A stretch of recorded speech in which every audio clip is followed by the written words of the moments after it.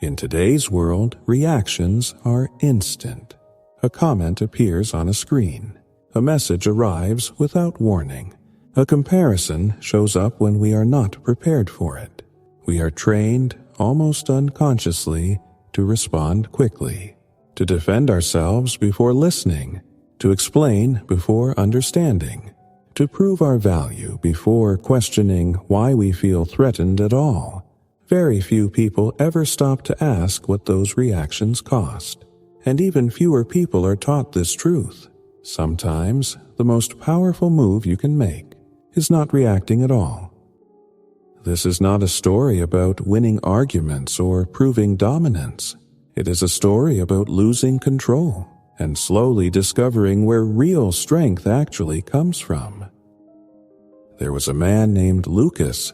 Lucas lived a quiet, ordinary life. He had a stable job, a modest apartment, and routines that rarely changed. His days were predictable, and his nights were calm. From the outside, everything seemed fine. Nothing was collapsing. Nothing looked broken. But inside, Lucas carried a constant restlessness, a feeling he could never fully explain.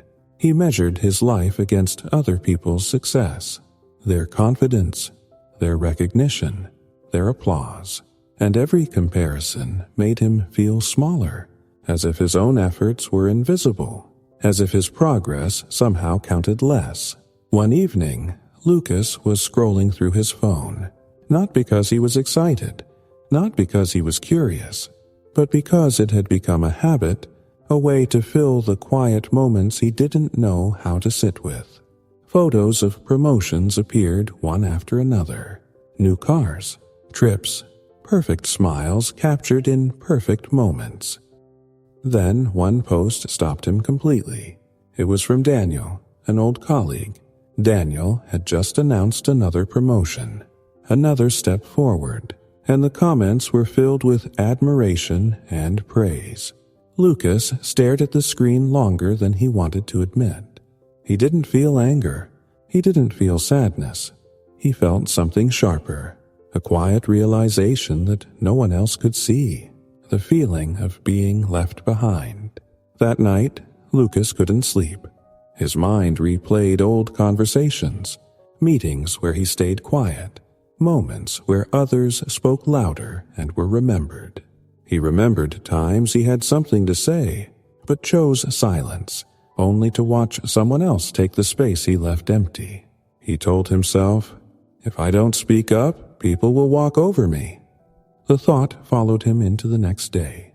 At work, during a meeting, Daniel interrupted him. Someone laughed. The conversation moved on as if Lucas had never spoken. Lucas felt his chest tighten. His face grew warm. His thoughts raced.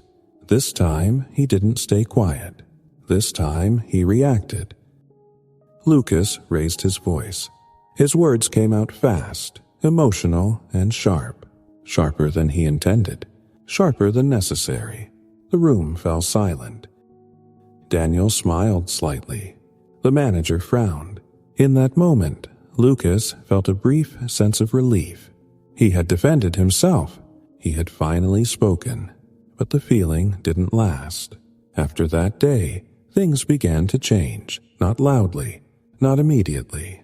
Opportunities stopped coming his way. Conversations felt colder. Trust slowly faded. Lucas noticed the shift before anyone said a word. And slowly, painfully, he realized something. His reaction had given others control over him. Weeks later, Lucas visited his uncle, a quiet man, the kind who spoke little but observed everything, the kind of person people underestimated until they listened closely. Lucas shared everything, the frustration, the embarrassment, the regret. His uncle listened without interrupting, without correcting, without reacting. When Lucas finished, his uncle paused for a long moment. Then he said one sentence. "Every time you react emotionally, you teach people how to control you." At first, Lucas didn't understand. But as the silence stretched, the meaning settled in. From that day forward, Lucas began to practice restraint. When provoked, he paused instead of responding. When ignored, he stayed grounded instead of defensive.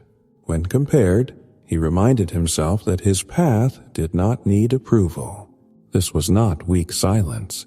It was intentional silence. It required effort, awareness, discipline. Slowly, something changed. People listened when he spoke, not because he spoke louder, but because he spoke less, and with purpose. Respect returned naturally. Confidence followed quietly, not because Lucas fought harder, but because he stopped fighting unnecessary battles.